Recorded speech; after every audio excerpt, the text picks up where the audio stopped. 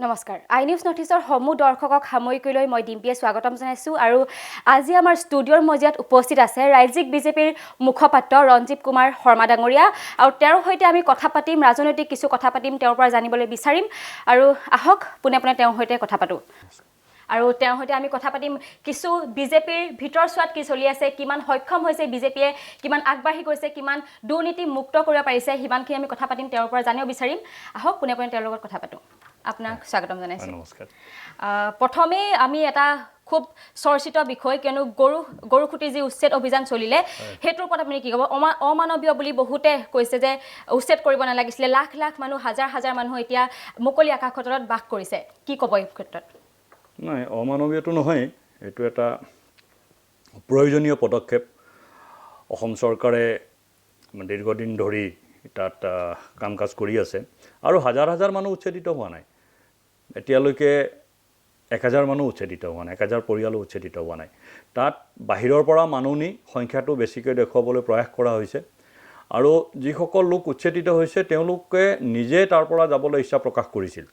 কিন্তু UDF কংগ্ৰেছ যি ৰাজনৈতিক দল আছে তৃতীয় শক্তি PFI তেওঁলোকে মিলি মানুহখিনিক বাহিৰৰ পৰা দলগাঁও কুৰুৱা আদি অঞ্চলৰ পৰা মানুহ আনি তাত এটা ৰক্তাক্ত পৰিৱেশ সৃষ্টি কৰিবলৈ প্ৰয়াস কৰিছিল কিন্তু অসম আৰক্ষীৰ বলিষ্ঠ পদক্ষেপৰ বাবে সেয়া সম্ভৱ হৈ নুঠিল আৰু উচ্ছেদ অভিযান চলি আছে আৰু চলি থাকিব কিন্তু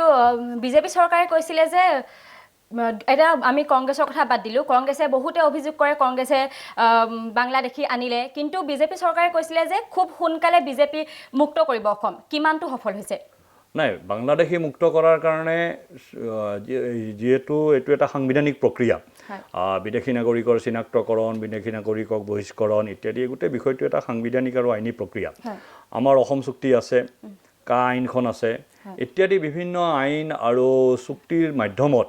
চৰকাৰে প্ৰক্ৰিয়া চলাই আছে আদালতো ইয়াত ইনভলভ হৈ আছে ন্যায় ব্যৱস্থাও ইনভলভ হৈ আছে NRC আপগ্ৰেডেশ্যনৰ কথা আছে যি NRC ইতিমধ্যে প্ৰকাশ পাইছে সেই NRCখনক আকৌ ৰিচেক কৰাৰ প্ৰয়োজন আছে সুপ্ৰিম কোৰ্টেও সেই কথাটো কৈছে অসম চৰকাৰেও সুপ্ৰিম কোৰ্টত এফিডেভিট দিছে গতিকে এইটো এটা প্ৰক্ৰিয়া চলি আছে আৰু যেহেতু অসম চুক্তিৰ ৰূপায়ণক লৈ পেলাই ভাৰতীয় জনতা পাৰ্টি প্ৰতিশ্ৰুতিবদ্ধ প্ৰতিজ্ঞাবদ্ধ গতিকে আমি অসম চুক্তি দফাই দফাই ৰূপায়ণ কৰাৰ লগতে অসম চুক্তিয়ে নিৰ্ধাৰণ কৰি দিয়া প্ৰক্ৰিয়া মতে কা আইনখনে নিৰ্ধাৰণ কৰি দিয়া প্ৰক্ৰিয়া মতে আৰু ন্যায় ব্যৱস্থাই নিৰ্ধাৰণ কৰি দিয়া প্ৰক্ৰিয়া মতে আমি অসমৰ পৰা অসমলৈ বাংলাদেশৰ পৰা হোৱা যিটো প্ৰব্ৰজিত মুছলমানৰ মানে বিদেশী সেই বিদেশীসকলক আমি ইয়াৰ পৰা বহিষ্কাৰ কৰিম হয় NRC কথা আহিলে যেতিয়া মই আপোনাক সুধিব বিচাৰি যে NRC যিখন আহিছিলে সেইখন আশীৰ্বাদ বুলি ভাবেনে আপুনি অভিশাপ বুলি ভাবে আশীৰ্বাদ অভিশাপলৈ নগৈ মই এটা কথাই ক'ম যে NRCত বহু সন্দেহযুক্ত নাগৰিকৰ নাম সোমাইছে যিহেতু NRCত নাম সোমাবৰ কাৰণে যিবিলাক নথিপত্ৰ কথা চৰকাৰে বা সেই সময়ত ব্যৱস্থা কৰি দিয়া হৈছিল তাত কিছুমান এনেকুৱা নথিপত্ৰৰ কথা আছিল যে গাম্বুৰাৰ চাৰ্টিফিকেটেই যথেষ্ট মানে যিকোনো এটা চৰকাৰী তথ্য বা ডকুমেণ্টছ দিলেই হৈ যাব এনেকুৱা ধৰণৰ কথাতে বহুত ডকুমেণ্টছ তৈয়াৰ কৰা হৈছে ৰাতিৰ ভিতৰতে আৰু সেইকাৰণে NRCত বহু সন্দেহযুক্ত নাগৰিকৰ নাম সোমাইছে আৰু আমাৰ দাবীটো হ'ল যে NRCৰ পৰা সন্দেহযুক্ত নাগৰিকৰ নাম উলিয়াব লাগে আৰু যিসকল ভাৰতীয় নাগৰিকৰ নাম বাদ পৰিছে তেওঁলোকৰ নাম তাত সোমাব লাগে প্ৰথম কথা হ'ল ভাৰতীয় নাগৰিকৰ নাম সোমাব লাগে আৰু সন্দেহযুক্ত বাংলাদেশী মূলৰ মানুহৰ নাম কৰ্তন কৰি এটা সম্পূৰ্ণ শুদ্ধ NRC তৈয়াৰ হ'ব লাগে সেইটো আমি বিচাৰোঁ কিন্তু প্ৰধানমন্ত্ৰী মোদীয়ে কৈছিলে যে 16 মে'ৰ ভিতৰত আমি বাংলাদেশী মুক্ত হ'ব কিন্তু এতিয়ালৈ সাহস কিয় নকৰিলে সাহসৰ প্ৰশ্নই অহা নাই ইয়াত সাহস কৰা নকৰাৰ প্ৰশ্ন নাহে বাংলাদেশী মুক্ত কৰিবৰ কাৰণেইতো কাম কাজ চলি আছে আজি গৰুখুটিত যিটো উচ্ছেদ হৈছে ইয়াৰ আগতে কোনোবা চৰকাৰে সাহস কৰিছিল নেকি নাই কৰা নোৱাৰে কৰিব কাজিৰঙাত উচ্ছেদ হৈছে কোনে কৰিছিলে সত্ৰৰ মাটি বেদখল মুক্ত কৰা হৈছে কোনে কৰিছে সব ভাৰতীয় জনতা পাৰ্টিৰ চৰকাৰ যোৱা 5.5 বছৰ ধৰি আমাৰ চৰকাৰ আছে প্ৰথমতে সৰ্বানন্দ সোণোৱাল মুখ্যমন্ত্ৰী আছিল এতিয়া ডক্টৰ হেমন্ত বিশ্ব শৰ্মা মুখ্যমন্ত্ৰী এই দুয়োজন মুখ্যমন্ত্ৰীৰ নেতৃত্বত অতি সবলতাৰে আৰু শক্তিশালীভাৱে অসমৰ ভূমি অবৈধ বাংলাদেশী নাগৰিকৰ বাংলাদেশী মূলৰ মুছলমান নাগৰিকে যিটো দখল কৰি আছে তাক মুক্ত কৰা বেদখল মুক্ত কৰাৰ কাম চলি আছে আৰু অনাগত সময়ত এই গোটেই প্ৰক্ৰিয়া যিমান পাৰি সোনকালে ইয়াক আমি সমাপ্ত কৰিবলৈ চেষ্টা কৰিম ভাৰতীয় জনতা পাৰ্টি দল হিচাপে এই গোটেই কামত চৰকাৰৰ লগত আছে আমাৰ দলৰ যি ৪৫ লাখ সদস্য আছে তেওঁলোকে চৰকাৰৰ এই কামক সমৰ্থন কৰিছে আমি চৰকাৰক সহযোগ কৰিছোঁ ৰাইজেও সহযোগ কৰিছে চাওক যেতিয়া গৰুসুঁতিত উচ্ছেদ হৈছে অসমৰ ইতিহাসত মই সাংবাদিকতাৰ লগত জড়িত থকা মানুহ মই মোৰ সাংবাদিক জীৱনত কেতিয়াও দেখা নাই যে অসম আৰক্ষী জিন্দাবাদ ধন্দি দি মানুহ ৰাজপথলৈ ওলাই আহিছে কিন্তু গৰুসুঁতিত যেতিয়া উচ্ছেদ হৈছে গুৱাহাটী মহানগৰ ডিব্ৰুগড় যোৰহাট শিৱসাগৰ তেজপুৰ বিশ্বনাথ চাৰিআলি লখিমপুৰ সকলো চহৰতেই যুৱক ৰাজপথলৈ ওলাই আহিছে তেওঁলোক কোনো পলিটিকেল মানুহ নহয় নন পলিটিকেল মানুহ ৰাজপথলৈ ওলাই আহিছে তেওঁলোকে কৈছে অসম আৰক্ষী জিন্দাবাদ হেমন্ত বিশ্ব শৰ্মা জিন্দাবাদ তো এই যে যিটো পৰিৱেশৰ সৃষ্টি হৈছে মানুহৰ মনত এটা উল্লাস যিটো উল্লাসৰ সৃষ্টি হৈছে সেইটো মানুহে বিচৰা ধৰণেৰে চৰকাৰে কাম কৰি আছে সেইকাৰণে এই উল্লাস হৈছে আৰু মই ভাবোঁ যে চৰকাৰে এই ধৰণে কাম কৰি যাব আৰু আগন্তুক সময়ত চৰকাৰে অসমক অতি সোনকালে বাংলাদেশী মুক্ত কৰিব ঠিক আছে এই যেহেতু সৰ্বানন্দ সোণোৱাল আৰু হিমন্ত বিশ্ব শৰ্মাৰ প্ৰসংগ আহিছে আপোনাৰ মতে সৰ্বানন্দ সোণোৱাল আৰু হিমন্ত বিশ্ব শৰ্মাক কাক শ্ৰেষ্ঠতৰ মুখ্যমন্ত্ৰী বুলি কয় দুইজনেই শ্ৰেষ্ঠ মুখ্যমন্ত্ৰী আমাৰ কাৰণে সৰ্বদা অতি ভাল আৰু শক্তিশালী নেতা আৰু হিমন্ত বিশ্ব শৰ্মাও আমাৰ কাৰণে অতি ভাল আৰু শক্তিশালী নেতা চাওক সৰ্বানন্দ সোণোৱালৰ নেতৃত্বত অসমত প্ৰথমবাৰৰ বাবে ভাৰতীয় জনতা পাৰ্টীয়ে চৰকাৰ গঠন কৰিছে আমাৰ 4জন সাংসদ আছিল 4জনৰ পৰা 7জনলৈ সাংসদৰ সংখ্যা বৃদ্ধি হৈছে তাৰপিছত মন্ত্ৰীসভাত হেমন্ত বিশ্ব শৰ্মা আৰু সৰ্বানন্দ সোণোৱাল দুইজনে নেতৃত্ব দিছিল প্ৰথম যিটো মন্ত্ৰীসভা আছিল আৰু সেই মন্ত্ৰীসভাই বহুত ভাল কাম কৰিলে যাৰ ফলত দ্বিতীয়বাৰৰ বাবে ৰাইজে ভোট দিলে আৰু দ্বিতীয়বাৰ যেতিয়া আমি 21 চনৰ বিধানসভা নিৰ্বাচনত গৈছিলোঁ তেতিয়া হেমন্ত বিশ্ব শৰ্মাই সন্মুখৰ পৰা নেতৃত্ব দিছিল আৰু তেওঁৰ নেতৃত্বৰ প্ৰতি ৰাইজে আস্থা প্ৰকাশ কৰিছে আস্থা প্ৰকাশ কৰি আকৌ দ্বিতীয়বাৰৰ বাবে চৰকাৰ গঠন কৰাত আমাক যিখিনি সংখ্যা লাগে সংখ্যা দিছে আৰু ৰাইজৰ আশামতেই ডক্টৰ হিমন্ত বিশ্ব শৰ্মা অসমত মুখ্যমন্ত্ৰী হৈছে আৰু সৰ্বানন্দ সোণোৱাল আজি দেশৰ নেতা ৰাষ্ট্ৰীয় নেতা আমাৰ তেখেত কেবিনেট মন্ত্ৰী লগতে সমগ্ৰ ভাৰতবৰ্ষক তেখেতে নেতৃত্ব দি আছে প্ৰধানমন্ত্ৰী নৰেন্দ্ৰ মোদীৰ যি সপোনৰ ভাৰত গঢ়াৰ যি অভিযান সেই অভিযানত তেওঁ নতুন দিল্লীত থাকি পেলাই নেতৃত্ব দিছে হেমন্ত বিশ্ব শৰ্মাই দিছপুৰত থাকি নেতৃত্ব দিছে গতিকে আমাৰ দলত সেইটো তুলনা নহয় কোন শ্ৰেষ্ঠ কোন 1 নম্বৰ কোন 2 নম্বৰ আমাৰ দলৰ প্ৰথম কথা হ'ল যে আমি সকলো কাৰ্যকৰ্তা আমাৰ দায়িত্ব থাকে আজি সৰ্বানন্দ সোণোৱালক দায়িত্ব দিছে কেন্দ্ৰীয় মন্ত্ৰী হোৱাৰ কাৰণে তেখেত কেন্দ্ৰীয় মন্ত্ৰী হৈছে আজি হেমন্ত বিশ্ব শৰ্মাক মুখ্যমন্ত্ৰী হোৱাৰ দায়িত্ব দিছে দলে তেওঁ মুখ্যমন্ত্ৰী হৈছে কালি যদি দলে কয় নহয় আপুনি কাৰ্যকৰ্তা হৈ কাম কৰিব লাগিব তেওঁলোকে কাম কৰিব আমি যেনেকৈ কাম কৰোঁ চবেই আমাৰ দলত সেই ভেদভাৱটো নাই সেইকাৰণে ইয়াত সব মানুহ আহিব পাৰে আৰু ইয়াত অহাৰ পিছত কোনো মানুহ নাযায় কিয়নো সেই পৰিৱেশটো ভাৰতীয় জনতা পাৰ্টিত এটা গণতান্ত্ৰিক পৰিৱেশ আছে আৰু সেই পৰিৱেশত থাকি ইয়াত সকলো মানুহে নিজৰ অংশীদাৰিত্ব পায় মানে যিটো ষ্টেক হোল্ডাৰ বুলি কোৱা হয় ইংৰাজীত সেই ষ্টেক হোল্ডাৰ আছে প্ৰত্যেকজন কাৰ্যকৰ্তাৰ ষ্টেক হোল্ডাৰ আছে দলত কিন্তু যোৱা 8 ছেপ্টেম্বৰত যি ফেৰী দুৰ্ঘটনা হ'ল সেই ফেৰী দুৰ্ঘটনা কিয় হ'ব পালে কাৰণ মুখ্যমন্ত্ৰী যেতিয়া আছিলে সৰ্বানন্দ সোণোৱালে প্ৰতিশ্ৰুতি দিছিল মাজুলীবাসীক যে দলং হ'ব কিন্তু দলংখন আজিলৈও হৈ নুঠিল যাৰ বাবে ফেৰী দুৰ্ঘটনা ইমান মৰ্মান্তিক এটা দুৰ্ঘটনা হ'ল সেই বিষয়ে কি ক'ব আপুনি নাই চাওক দলংখন ব্ৰহ্মপুত্ৰৰ ওপৰত দলং বনোৱা কামটো মানে আপোনাৰ আমাৰ ঘৰত খিৰিকী বেয়া হ'লে ৰিপেয়াৰিং কৰাৰ নিচিনা কাম নহয় ব্ৰহ্মপুত্ৰৰ যিটো গতি মানে সাধাৰণতে কি হয় আমি যদি চাওঁ ব্ৰহ্মপুত্ৰৰ দলঙৰ ইতিহাস শৰাইঘাট দলং হোৱাৰ প্ৰায় 40 বছৰৰ পিছত কলিয়াভোমোৰাত দলং হৈছে এখন দলঙৰ পিছত ছেকেণ্ড দলং বনাওঁতে 40-45 বছৰ সময় লাগিছে কিন্তু তাৰপিছত আপুনি যদি চায় যে তাৰপিছত ঢলা-শদিয়াত দলং হ'ল তাৰপিছত বগীবিলত দলং হ'ল নৰনাৰায়ণ সেতু হ'ল শৰাইঘাটত দ্বিতীয়খন দলং হ'ল তেজপুৰত এতিয়া কলিয়াভোমোৰাত দ্বিতীয়খন দলং হৈ আছে ক্ষিপ্ৰগতিত হৈ আছে আৰু মাজুলীতো দলং হ'ব কিন্তু মাজুলীত কি হৈছে নদীৰ যিটো গতি আৰু পানীৰ সুত তাৰ ওপৰত যিটো ৰিচাৰ্চ হ'ব লাগে সেই ৰিচাৰ্চৰ কাম ইতিমধ্যে সম্পূৰ্ণ হৈছে সেইকাৰণে স্থান সলনি হৈছে য'ত প্ৰথমতে আদৰ্শিলা স্থাপন কৰা হৈছিল তাৰ পৰা এতিয়া বেলেগ জেগালৈ লৈ অহা হৈছে আৰু এই গতি মানে জিঅ'লজিকেল থিয়ৰী মতে নদী এটা বৃহৎ ব্ৰহ্মপুত্ৰৰ দৰে বৃহৎ নদী এটাত যেতিয়া দলং বনোৱা হয় তাত অতি কমেও 2টা বাৰিষাৰ নদীৰ পানীৰ গতি চাব লাগে সেই কাম এতিয়া সম্পূৰ্ণ হৈছে ডিপিআৰ বনোৱাৰ কাম সম্পূৰ্ণ হৈছে টেণ্ডাৰ হৈ গৈছে এতিয়া কাম আৰম্ভ কৰিব লাগে এতিয়া বাৰিষাত পানী কম হোৱাৰ লগে লগে ইতিমধ্যে বস্তু বাহিনী মেচিন আনি পেলাইছে তাত কাম আৰম্ভ হ'ব 2 এদিনতে হয়তো দুৰ্গা পূজাৰ পিছতেই কাম আৰম্ভ হ'ব আৰু মই ভাবোঁ যে যিটো নিৰ্ধাৰণ কৰি দিয়া হ'ব সময় সেই সময়মতে তাত দলং নিৰ্মাণৰ কাম সম্পূৰ্ণ হ'ব হয় ফেৰী দুৰ্ঘটনাৰ পাছতহে এইটো সিদ্ধান্ত লোৱা হ'ল ফেৰী দুৰ্ঘটনাৰ পাছত নহয় 4 বছৰ এতিয়া মুখ্যমন্ত্ৰী ডাঙৰীয়াই কৈছে 4 বছৰৰ ভিতৰত এখন সম্পূৰ্ণ হ'ব সঁচাকৈ সম্পূৰ্ণ হ'বনে সঁচাকৈ মাজুলীবাসীয়ে পাবনে এখন দলং নাই চাওক 4 বছৰ মুখ্যমন্ত্ৰীয়ে কৈছে এটা তেওঁ চিষ্টেম আমি যদি হিমন্ত বিশ্ব শৰ্মাৰ কথা আৰু কামৰ মাজৰ যিটো সামঞ্জস্য সেইটো যদি চাওঁ তেখেতে কৈছিলে যে গণেশগুৰিৰ ফ্লাইঅভাৰ আমি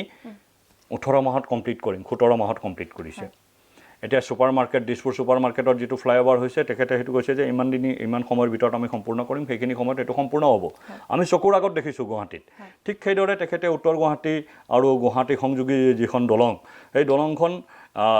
মানে 35% 40% কাম ইতিমধ্যে সম্পূৰ্ণ হৈছে যিটো কাম 20% হ'ব লাগিছিলে কিন্তু মোৰ দেন 100% স্পীডত কামটো হৈ আছে ঠিক তেনেকৈ মাজুলীৰ কামো মাজুলীৰ দলঙৰ কামো তেখেতে 4 বছৰ বুলি কৈছে মই ভাবোঁ যে 3.5 বছৰত সেইটো সম্পূৰ্ণ হ'ব আৰু মাজুলীৰ ৰাইজে সেইটো পাব উপহাৰ হিচাপে পাব ৰাইজে ডিজাৰ্ভো কৰে মাজুলীয়ে ডিজাৰ্ভ কৰে সেইটো আৰু দলংখন তাত এটা অতি সুন্দৰ হেৰিটেজ দলং এখন হ'ব আৰু তাৰ কাৰণে ইতিমধ্যে গোটেই যিখিনি টেকনিকেল প্ৰচেছ সেই টেকনিকেল প্ৰচেছ সম্পূৰ্ণ হৈছে আৰু যিটো দুৰ্ঘটনাৰ কথা কোৱা হৈছে চাওক দুৰ্ঘটনাটো মানে কাকো কৈ পেলা নাহে আমিও কেতিয়াবা গাড়ী চলাই গ'লে দুৰ্ঘটনা হয় এটা দুৰ্ঘটনা হৈছে দুৰ্ঘটনাটো দুখজনক আমি এগৰাকী মেধাৱী প্ৰবক্তাক হেৰুৱাইছোঁ তাত এজন ভাল চিকিৎসকক হেৰুৱাইছোঁ সেইটো দুৰ্ঘটনা আমি দুৰ্ঘটনাটো কোনেও এক্সপেক্ট নকৰে দুৰ্ঘটনা এতিয়া দুৰ্ঘটনাটো হৈ গ'ল কিন্তু দুৰ্ঘটনাটো যদি চৰকাৰে বহি পেলাই চাই থাকিলেহেঁতেন নীৰৱে তেতিয়াহ'লে চৰকাৰক সমালোচনা কৰিব লাগিলেহেঁতেন দুৰ্ঘটনা সংঘটিত হোৱাৰ আধা ঘণ্টাৰ ভিতৰত সম্পূৰ্ণ এৰিয়াটো কৰ্ডন কৰি তাত ৰিকভাৰী অভিযান চলোৱা হৈছে NDRF SDRF তাত কাম কৰিছে স্থানীয় ৰাইজৰ যিটো সহযোগ স্থানীয় ৰাইজে তাত মানুহ ৰিকভাৰ কৰিছে আৰু যি ক্ষিপ্ৰতাৰে স্বয়ং 2-3জন মন্ত্ৰী 3-4 ঘণ্টাৰ ভিতৰত ঘটনাস্থলীত গৈ উপস্থিত হৈছে তেওঁলোকে তাক তদাৰক কৰিছে সম্পূৰ্ণ এডমিনিষ্ট্ৰেশ্যন তাত লাগিছে মানে যিটো তদাৰক আৰু যিটো ৰিকভাৰী অভিযান সেই অভিযান যিটো ক্ষিপ্ৰতাৰে কৰা হৈছে এইটো ডক্টৰ হিমন্ত বিশ্ব শৰ্মা মুখ্যমন্ত্ৰী হৈ আছিল কাৰণে সেই কামটো সম্ভৱ হৈছে গতিকে ইয়াৰ আগতো দুৰ্ঘটনা হৈছে বহুত দুৰ্ঘটনা আমি দেখিছোঁ যোৱা 20 বছৰত অন্য কোনো দুৰ্ঘটনাত আমি এনেকুৱা পৰিস্থিতি ইভেন যেতিয়া বানপানী হয় বানপানীৰ সময়ত ৰেচন ডিষ্ট্ৰিবিউশ্যনত কংগ্ৰেছৰ দিনত কৰাপশ্যন হৈছিলে মানে ধেমাজি যাব লগা ৰেচন গৈ পেলাই ধুবুৰী পাইছিলে ধুবুৰীৰ ৰেচন গৈ গোৱালপাৰাত বিক্ৰী হৈছিলে গতিকে সেই খেলিমেলি আছিলে কিন্তু সৰ্বানন্দ সোণোৱালৰ চৰকাৰৰ সময়ত আৰু ডক্টৰ হিমন্ত বিশ্ব শৰ্মাৰ চৰকাৰৰ সময়ত সেই খেলিমেলিবিলাক দূৰ হৈছে আৰু চৰকাৰে অতি সবল আৰু সৰলভাৱে কামবিলাক কৰি আছে হয় এই প্ৰসংগ আৰু এটা চৰ্চিত প্ৰসংগ হৈছে দালাল ৰাজ যিটো দালাল ৰাজ অভিযান আৰম্ভ কৰিছে সেইটো ইতিমধ্যে বহুতে আপোনাৰ বিৰোধী নেতাসকলে ক'ব বিচাৰে যে এতিয়াও সফল হোৱা নাই যিবোৰ ৰৌ বৰালি তেওঁলোকক কেনেকৈ কৰায়ত্ব কৰিবলৈ এতিয়ালৈকে সফল হোৱা নাই বুলি তেওঁলোকে অভিযোগ উত্থাপন কৰিছে কি ক'ব এই ক্ষেত্ৰত চাওক ৰৌ বৰালি ক'ত হয় ৰৌ বৰালিৰ কাৰণে ডাঙৰ পুখুৰী লাগে সৰু পুখুৰীতটো ৰৌ বৰালি নহয় পুঠি খলিহনা সৰু সৰু পুখুৰীত হয় ডাঙৰ নদী লাগে হ্ৰদ লাগে হয় না তো কংগ্ৰেছে এনেকুৱা ডাঙৰ পুখুৰী কিছুমান বনাই থৈ গৈছে এডমিনিষ্ট্ৰেশ্যনত য'ত ৰৌ বৰালি আছে মই কোৱা নাই ৰৌ বৰালি নাই তো সেইটো ৰৌ বৰালিবিলাক প্ৰডাকশ্যন অফ কংগ্ৰেছ হাউচ তো সেই প্ৰডাকশ্যন অফ কংগ্ৰেছ হাউচটো আমি তাক চাফা কৰি আছোঁ চাৰিওফালেদি জাল পেলোৱা হৈছে এতিয়া জাল লৈ পেলা ৰৌ বৰালি ধৰিবলৈ পুখুৰীত মানুহ নামিছে নামোতে প্ৰথম পৰ্যায়ত পুঠি খলিহনা ধৰা পৰিছে এতিয়া লাহে লাহে পুখুৰীৰ মাজলৈ গৈ আছে ৰৌ বৰালিবিলাক একগোট হৈ আছে পুখুৰীৰ মাজত চাৰিওফালেদি জালেৰে তেওঁলোকক ঘেৰি ধৰা হৈছে এতিয়া একেলগে জালটো যেতিয়া ওপৰত উঠাই দিব চব ৰৌ বৰালি ওপৰলৈ উঠি আহিব আৰু অসমখন সম্পূৰ্ণ দালাল মুক্ত হৈ যাব ঠিক আছে কিন্তু এনেকুৱা হয় যে বহু ক্ষেত্ৰত বিভিন্ন সময়ত প্ৰসংগ বহুত বেলেগ হয় কিন্তু আনটা প্ৰসংগ অহাৰ পাছত ইটো প্ৰসংগ ম্লান পৰে এইটো ম্লান পৰিব নেকি দালাল ৰাজ কেতিয়াও নহয় যোৱাকালিও এজন মণ্ডলক এৰেষ্ট কৰিছে তেজপুৰৰ এজন মণ্ডল ঠেলামাৰাৰ গুৱাহাটীত পইচাৰ লেনদেন কৰি আছিলে পুলিচে ধৰিছে যিসকল অফিচাৰ আৰু যিসকল পুলিচ এই দালাল ৰাজ মানে নাইকিয়া কৰাৰ কাৰণে শেষ কৰাৰ কাৰণে কামত লাগিছে তেওঁলোক সেইটো কামতে লাগি আছে চৰকাৰ এখন যেতিয়া চলে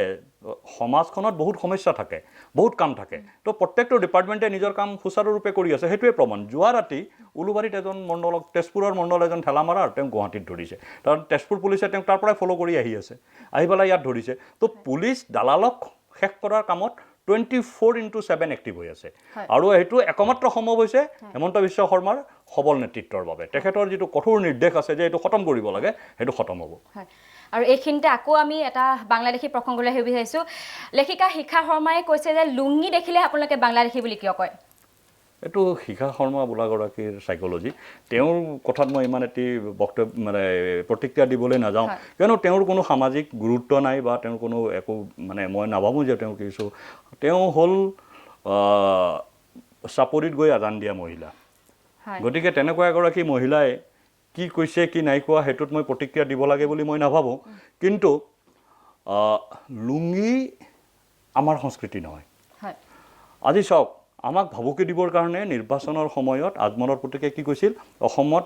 লুংগি টুপি দাড়ি আৰু বুৰখাৰ চৰকাৰ বনাম তাৰ মানে কি অসমত যিখন চৰকাৰ হ'ব সেইখন তেওঁলোকে যিখন চৰকাৰ বনাব কংগ্ৰেছ আৰু UDF মিলি সেইখন চৰকাৰ অসমীয়া মানুহৰ চৰকাৰ নহয় তেওঁলোকে কৈছে আমি কৈছোঁ নেকি লুংগি টুপি দাড়ি বুৰখাৰ চৰকাৰ এটা বুৰখাটো আমাৰ সংস্কৃতি নেকি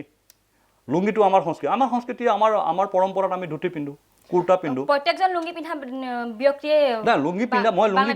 নহয় মই লুংগি পিন্ধাৰ বিৰোধিতা কৰা নাই লুংগি কাৰোবাৰ পোছাক হ'ব পাৰে কিন্তু তেওঁলোকে লুংগিটো আমাৰ সংস্কৃতি বিৰোধী সংস্কৃতিৰ প্ৰতীক হিচাপে UDF-এ প্ৰজেক্ট কৰিছে UDF-এ কৈছে লুংগি চৰকাৰ বনাম বুলি আমিতো কোৱা নাই লুংগি চৰকাৰ আমি হ'বলৈ নিদিওঁ বুলি প্ৰথমতে কোনে ক'লে আজমলৰ পুতেকে ৰহিম আজমলে ভৱানীপুৰত য'ত খৰ্গেশ্বৰ তালুকদাৰ শ্বহীদ হৈছিল সেই জেগাটোত থিয় হৈ পেলাই ক'লে যে এইবাৰ আমি অসমত লুংগি টুপি দাড়িৰ চৰকাৰ বনাম বুৰখাৰ চৰকাৰ বনাম তাৰ মানে তোমালোকে আমাৰ থলুৱা সংস্কৃতিক ৰিপ্লেচ কৰি আমাৰ থলুৱা ভাষা সংস্কৃতিক নাইকিয়া কৰি তোমালোকে বাহিৰৰ যিটো সংস্কৃতি লুংগি টুপি দাড়ি বুৰখাৰ যিটো সংস্কৃতি তালিবানী সংস্কৃতিৰে আমাৰ ইয়াত চৰকাৰ বনাম সেই ভাবুকিটো তেওঁলোকে দিছিলে এতিয়া বাইদেউগৰাকীয়ে সেইটো আছে নে থলুৱা সংস্কৃতিৰ লগত আছে তেখেতে সিদ্ধান্ত ল'ব আমি তাতে একো নকওঁ হয় আৰু বহুতো বিৰোধী নেতাই ক'ব বিচাৰে যে AIUDF-ৰ লগত বিজেপিৰ গোপন মিত্ৰতা আছে কি ক'ব AIUDF-ৰ লগত মিত্ৰতা বিজেপিয়ে কৰিছিল নে কংগ্ৰেছে কৰিছিলে যোৱা ইলেকশ্যনৰ সময়ত চাওক AIUDF আজিও কংগ্ৰেছৰ এলায়েন্স হয় আজিৰ তাৰিখতো AIUDF আৰু কংগ্ৰেছৰ মাজত এলায়েন্স আছে কিয় আছে UPA বুলি এটা গঠবন্ধন আছে ৰাষ্ট্ৰীয় পৰ্যায়ত যাৰ নেতৃত্ব কৰে সোনিয়া গান্ধীয়ে সেই UPA-ৰ এটা পাৰ্ট হ'ল AIUDF আজি কেইদিনমান আগতে UPA-ৰ মিটিং হৈছে দিল্লীত গুৱাহাটীত তেওঁলোকে কৈছে যে আমি কংগ্ৰেছৰ লগত নাই ৰকিবুল হুছেইনে এটা ষ্টেটমেণ্ট দিছে আৰু আজমলে এটা ষ্টেটমেণ্ট দিছে আৰু দুইজনে গৈ পেলাই UPA-ৰ মিটিঙত বহি আছে তো কাক বুৰ্বক বুলি ভাবে অসমৰ মানুহ বুৰ্বক নে তেওঁলোকে নিজকে বহুত চালাক বুলি ভাবে তো কংগ্ৰেছ আৰু AIUDF UPA-ৰ পাৰ্ট হয় তেওঁলোক এলায়েন্স হয় এতিয়া এওঁলোকে এই কথাটো এইকাৰণে কৈ আছে যে যি 6টা বিধানসভা সমষ্টিত ইলেকশ্যন হ'ব থাউৰা মাজুলী মৰিয়নি ভৱানীপুৰ গোসাইগাঁও তামুলপুৰ এই সমষ্টিত বাংলাদেশী মূলৰ মুছলমান ডিচাইডিং নহয় তাত থলুৱা মানুহে যাক ভোট দিয়ে কিয়ে জিকিব গতিকে এতিয়া আজমলৰ ফটোখন তাত বিক্ৰী নহয় আজমলৰ তাত কাম নাই সেইকাৰণে তেওঁলোকে এতিয়া কৈ আছে আমি আজমলৰ লগত নাই আকৌ কালি ইলেকশ্যন আহিব বৰপেটাত MP খালেকক জিকাবৰ কাৰণে কংগ্ৰেছে আজমলৰ গোপন মিত্ৰতা কথাটো কিমান সঁচা একেবাৰে মিছা এটা গোপন মিত্ৰতাৰ কি প্ৰয়োজন আছে আমি অসমৰ থলুৱা খিলঞ্জীয়া ৰাইজৰ লগত ৰাইজৰ আশীৰ্বাদত আমাৰ চৰকাৰ হৈছে বিজেপিয়ে এনেকুৱা এটা চৰকাৰ অসমত হৈছে 2016 চনত আৰু 2021ত যে য'ত আমি স্পষ্টকৈ কৈছোঁ যে বাংলাদেশী মূলৰ মানুহে ভোট নিদিলেও চৰকাৰ বনাব পাৰি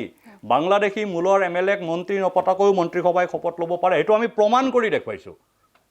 2016তো এজনো বাংলাদেশী আমাৰ মন্ত্ৰীসভাত নাছিল এজনো মুছলমান আমাৰ মন্ত্ৰীসভাত নাছিল এইবাৰো নাই সেইটো আমি প্ৰমাণ কৰিছোঁ আৰু আমি ৰাজহুৱাভাৱে কৈছোঁ যে বাংলাদেশী মূলৰ মুছলমানে আমাক ভোট দিব নালাগে আমাক 65-70% থলুৱা খিলঞ্জীয়া মানুহে ভোট দিলে আমি সেই মানুহৰ ভোটেৰে চৰকাৰ বনাম আৰু সেইটোৱে কৰিছোঁ আমি তাৰপিছত এতিয়া কংগ্ৰেছে এইবিলাক কথা ক'লে না মানুহে বিশ্বাস কৰিব না সেই কথাটোৰ কিবা ভিত্তি আছে উপ নিৰ্বাচন সমাগত উপ নিৰ্বাচন আপোনালোকৰ পৰিকল্পনা কি যেহেতু অখিল গগৈয়ে মৰিয়নি আৰু থাউৰা সমষ্টিত বৃহৎ প্ৰত্যাহ্বান জনাবলৈ আগবাঢ়িছে কি ক'ব কেনেকুৱা পৰিকল্পনা আপোনালোকৰ অখিলেতো যোৱা বিধানসভা নিৰ্বাচনৰ সময়তো অখিলৰ মানুহে ঘোষণা কৰিছিল অখিল গগৈ মুখ্যমন্ত্ৰী হিচাপে শপত খাব বুলি কিন্তু তেওঁ দেখোন কংগ্ৰেছৰ সহায়ত কংগ্ৰেছৰ কেণ্ডিডেটজনে যদি কেম্পেইন বন্ধ নকৰিলে হয় শিৱসাগৰত অখিল গগৈ শিৱসাগৰত নিজিকিলে হয় আৰু তাৰ মিনিমাম ভোটতে আমি যে হাৰিছোঁ তাত অখিল গগৈ জিকিলে কংগ্ৰেছৰ কেণ্ডিডেটে লাষ্ট 3 দিন কেম্পেইনেই নকৰিলে তেওঁলোকে অখিল গগৈক কভাৰ দি দিলে সেইকাৰণে অখিল গগৈ জিকিল তো আৰুতো ক'তো নাই চব চিকিউৰিটি প্ৰফিট হৈছে তেওঁলোকৰ আৰু তেওঁলোকে যিমানটা বিধানসভা সমষ্টিত খেলিছে 2খন নে 3খন বিধানসভা সমষ্টিক বাদ দি ক'তো তেওঁলোকে 10,000ৰ ওপৰত ভোটেই পোৱা নাই এতিয়া তেওঁ মৰিয়নিত কি প্ৰত্যাহ্বান জনাব তেওঁ নিজেই নিজৰ কাৰণে প্ৰত্যাহ্বান তেওঁৰ সহযোগী 70টা সংগঠনে তেওঁ লগ এৰি গুচি গ'ল সেই সংগঠনৰ নেতৃত্বই কৈছে যে অসমীয়া বিৰোধী মানুহ তেওঁ কেৱল লুংগি আৰু টুপিৰ কথা কৈ থাকে গতিকে তেনেকুৱা এটা মানুহে মৰিয়নি জিকিব তেনেকুৱা এটা মানুহৰ নেতৃত্বত থাউৰা জিকিব সেইটো এটা অধিক কল্পনাৰ বাহিৰে একো নহয় অখিল গগৈ শিৱসাগৰত জিকিল সেইটো অসমৰ ৰাজনীতিৰ বাবে এটা দুৰ্ভাগ্যজনক ঘটনা আছিল আৰু আগন্তুক সময়ত অসমৰ কোনো এটা বিধানসভা সমষ্টিত অখিল গগৈ জিকিব নোৱাৰে আৰু এতিয়া কংগ্ৰেছৰ প্ৰসংগলৈ আহিছোঁ কংগ্ৰেছটো উৎখাত হৈছেই আৰু কংগ্ৰেছৰ বহু নেতা বহু বিধায়ক বিজেপিত যোগদান কৰিছে এয়া বিজেপি চৰকাৰৰ লক্ষ্য আছিলে নেকি এইটো লক্ষ্য নহয় চাওক মানে বিজেপিত এটা ডেম'ক্ৰেটিক প্লেটফৰ্ম ইয়াত যেতিয়া কোনোবা মানুহ আমাৰ দললৈ আহে সেই মানুহজনক ইয়াত কাম কৰাৰ সুবিধা দিয়া হয় সেই মানুহজনে নেতৃত্ব পায় কংগ্ৰেছত কি হয় কংগ্ৰেছত নেতৃত্ব পাবলৈ বা কাম কৰাৰ সুবিধা পাবৰ কাৰণে গান্ধী পৰিয়ালৰ আশীৰ্বাদ লাগে গান্ধী পৰিয়ালৰ আশীৰ্বাদ নোহোৱাকৈ কংগ্ৰেছত কোনেও কাম কৰিব নোৱাৰে কোনো আগবাঢ়ি যাব নোৱাৰে বিজেপিত কাম কৰিলেহে আগবাঢ়ি যাব পাৰে তো বিজেপিত সেই প্লেটফৰ্ম আছে সেইটো দেখা পাইছে কংগ্ৰেছৰ মানুহে কিয়নো আগতো কংগ্ৰেছৰ পৰা বহুত মানুহ আমাৰ ইয়াত আহিছে তো কংগ্ৰেছৰ পৰা অহা মানুহখিনিয়ে বিজেপিত অহাৰ পিছত দুপে উন্নতি কৰিছে নেতা হিচাপে সামাজিক প্ৰতিপত্তি তেওঁলোকৰ বৃদ্ধি পাইছে তেওঁলোক ৰাজনৈতিকভাৱে প্ৰভাৱশালী হৈ পৰিছে তো সেই বস্তুটো যেতিয়া দেখা পালে যে কংগ্ৰেছৰ পৰা যোৱাৰ পিছতো বিজেপি দলৰ পুৰণা কৰ্মীসকলে তেওঁলোকক আদৰি লৈছে তেওঁলোকক সুবিধা দিছে প্লেটফৰ্ম দিছে কাম কৰাৰ স্কোপ দিছে গতিকে আমি কংগ্ৰেছত কিয় থাকিব লাগে এক নম্বৰ কথা দুই নম্বৰ কথা কংগ্ৰেছৰ নীতিবিলাক এনেকুৱা হৈছে যে কংগ্ৰেছৰ নীতিবিলাক কথাই প্ৰতি কংগ্ৰেছে অসমীয়া বিৰোধী স্থিতি লয় এতিয়া গৰুখুটিত উচ্ছেদ হ'ল গৰুখুটিৰ মুছলমান মানুহে যিখিনি চিপঝাৰৰ খিলঞ্জীয়া মুছলমান আছে অসমীয়া মুছলমান আছে তেওঁলোকে চাকি জ্বলাইছে যে গৰুখুটিত উচ্ছেদ হৈছে ভাল পাইছোঁ আমি কমচে কম চুৰবিলাক ইয়াৰ পৰা যাব অসমীয়া মুছলমানে সেইটো কৰিছে আৰু ইফালে ভূপেন বৰাই গৈ চাট ফালি আছে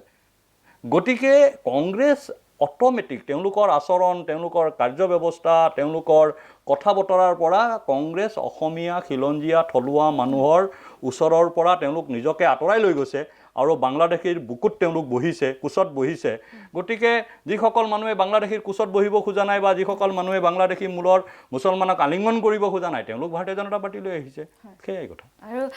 যোৱাকালি সংবাদ মাধ্যমত প্ৰচাৰিত হৈছিল যে RSSৰ যোগী শিৱায়ে নৰেন্দ্ৰ মোদীক আঁতৰাই অমিত শ্বাহক প্ৰধানমন্ত্ৰী বনোৱাৰ এটা পৰিকল্পনা কৰিছে কি বুলি ক'ব এয়া